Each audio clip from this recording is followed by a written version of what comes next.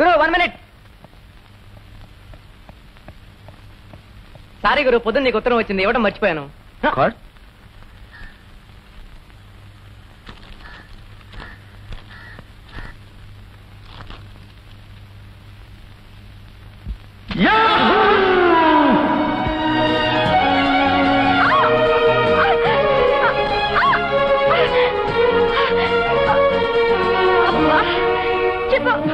నువ్వేదో మంచివాడివి బుద్ధిమంతుడు అని ప్రేమించారు గాని నువ్వేదో పెద్ద ఫుట్బాల్ ప్లేయర్ అని కాబోయే పెళ్ళాన్ని ఫుట్బాల్ ఆడతావని తెలుసుంటే నీ దగ్గరకు చేరేదన్నే కాదు.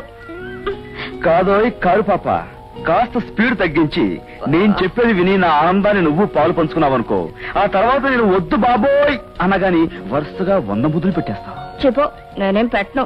పెట్టవా? సరే, నేను చెప్పింది విన్న తర్వాత నేను పెడతాను నా వెంట పడ్డా గాని నేను ఒక్క ముద్దు పెట్టించుకోను. అలాగే. రైట్, నేను చెప్పేది విను.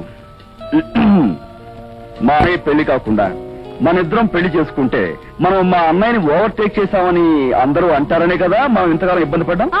ఇప్పుడు మనకి ఏ ఇబ్బంది లేకుండా మా అన్నయ్య మనకు లైన్ క్లియర్ చేశాడు.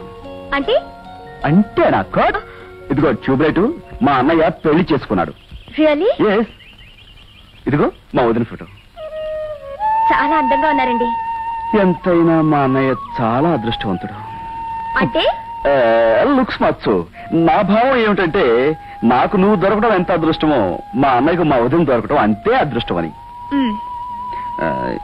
ఇప్పుడు నీకు చాలా ఆనందంగా ఉంది కదా? చాలా చాలా ఆనందంగా. రాజు నిన్ను కొట్టాడు. అవును సార్. 10 మందిలో గొడ్డును బాదినట్టు బాదాడు సార్. వాడిని చంపాలనేంత కోపం నీకొచ్చింది. వచ్చింది సార్.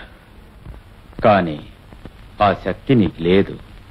కానీ మీరు నా వెనకాలంటే వాడు చేస్తే నీకు ఆనందమేగా?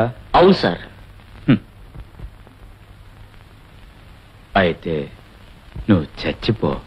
సార్,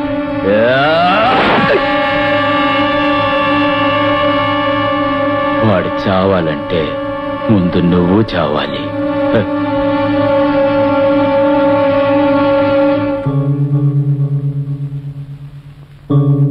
చేరాల్సిన చోటుకు చేర్చు.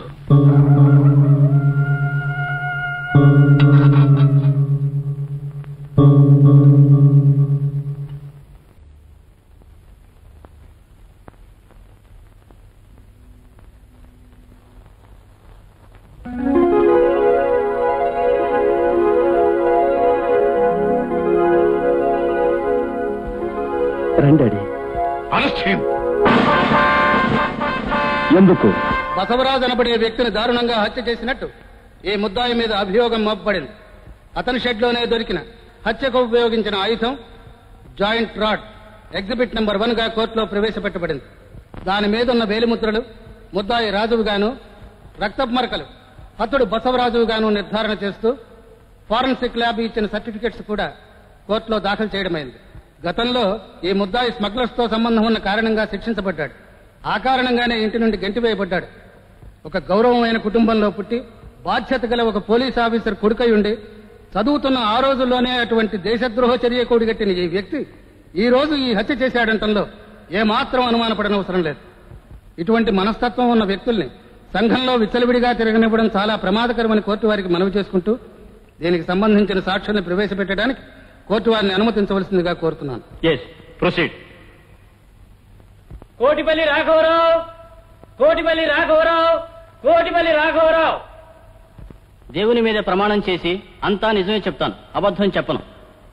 ఆ రోజండి బసవరాజుని ఇతను దారుణంగా కొట్టాడండి. మేమెంతమంది అడ్డుపడాలని ప్రయత్నించినా కుదరలేదండి. అతను ఎలాగైనా చంపి తీరతానని ప్రతిజ్ఞ కూడా చేశాడండి. ఆ రోజు బసవరాజు ఇంటి వైపు పెడుతున్నానండి. లోపల నుంచి బిగ్గరగా కేకలు వినపడ్డాయండి. పెరటగుమ్మలోంచి పారిపోతూ రాజు కనపడ్డాడండి. అప్పుడు నాకు అనుమానం వచ్చి లోనికి వెళ్లి చూశానండి. బసవరాజు చచ్చిపడి ఉన్నాడండి.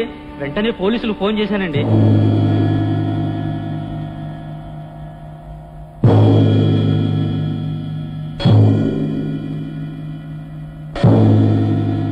పరిశీలించిన సాక్ష్యాధారాలను అనుసరించి ముద్దాయి రాజు ఈ హత్య చేశాడని కోర్టు ప్రగాఢంగా విశ్వసిస్తోంది.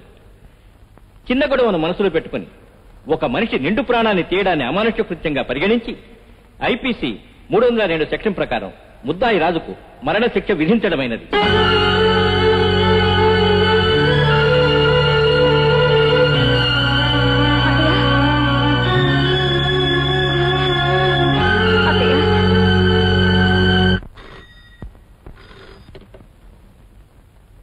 Chakravarthi here.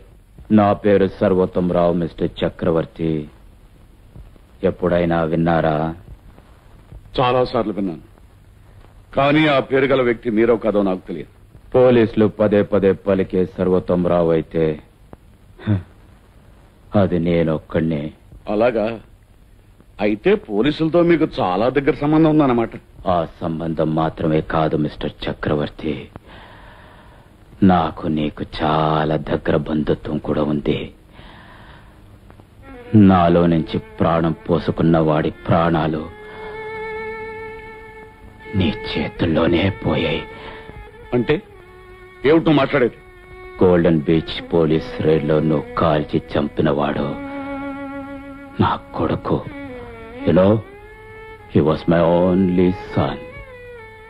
నేను చంపింది నీ కొడుకుని కావచ్చు, కానీ అతను కొంతమంది పోలీస్ ఆఫీసర్లను దారుణంగా చంపిన హంతకుడు. Anyway, I'm sorry. Never mind. But నీకు కూడా నా సారీ. ఎందుకని? నీ కొడుకుని నువ్వే చంపుకుంటున్నావు, అందుకు. నేరం చేసిన వాడు శిక్షింపబడతాడు, శిక్షింపబడాలి. అది నీ కొడుకైనా నా కొడుకైనా చట్టానికి సమానం. Pity pity. You know something? నీ కొడుకు నిర్దోషి. వాట్? ఎస్, నీ కొడుకు హత్య చేయలేదు. ఆ హత్య నేను చేశాను. అతను చేసినట్టు సాక్ష్యాలు సృష్టించాను. What nonsense you are talking? Don't shout. చెప్పేది విను. నా దగ్గర ఉన్న సాక్ష్యాధారాలు నీ చేతికిస్తే ఉరి శిక్ష నుంచి నీ కొడుకుని నువ్వు కాపాడుకోవచ్చు.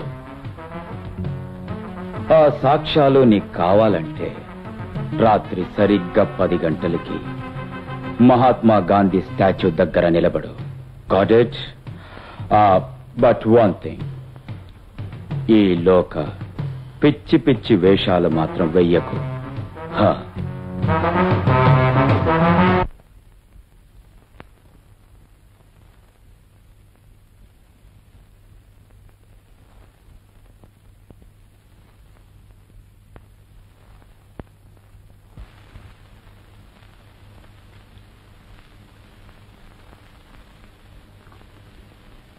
సింహం సింహాసనం దిగి బోన్లో ఉన్న మేక దగ్గరకొచ్చింది.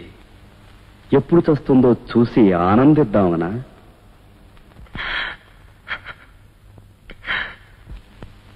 సింహం కళ్ళల్లో కన్నీళ్ళ. చచ్చ, రౌద్రం భీభత్సం మెరుపులుగా మెరిసే ఆ కళ్ళల్లో కరుణ ఇమడదు డాడీ. అందుకే అవి రాలి కింద పడక ముందే తుడిచేయండి.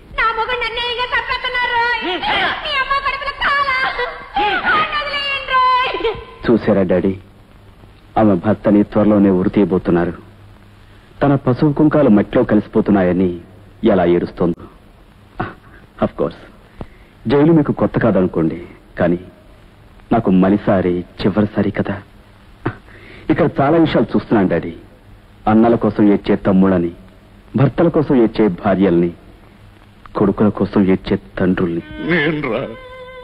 నేను ఏడుస్తున్నాను రా. మంచం మించి కదలలేని మీ అమ్మ ఏడుస్తోంది, తాళి కట్టించుకున్న నీ భార్య ఏడుస్తోంది. ఇదంతా నేను చేసిన పాపం పెదబాబు, నేను చేసిన పాపం. డాడీ, ఇప్పుడు మీరు ఏమని పిలిచారు? పెదబాబు?